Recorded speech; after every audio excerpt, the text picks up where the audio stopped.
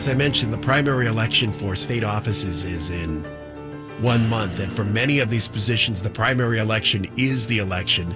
If you're in an overwhelmingly Democratic area or an overwhelmingly Republican area, the person who wins the primary in the county of dominance obviously goes on to win the general election. So examination of who these candidates are is very, very important.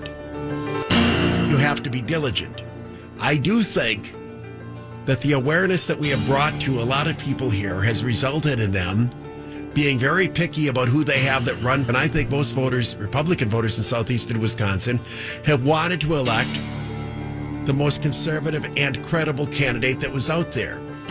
Still, as I say, it does require some diligence. There may be other candidates for other offices in Republican primaries on the ballot who are also recall signers. As I say, I can't report on every single one of those cases, but I do think that all of you who live in these districts ought to do a little bit of homework, and it would be helpful if the opponents for these candidates outed their opponent who is the stealth liberal running as a Republican. There's a couple of other elections in which you have Walker recall signers running in Republican primaries for sheriff.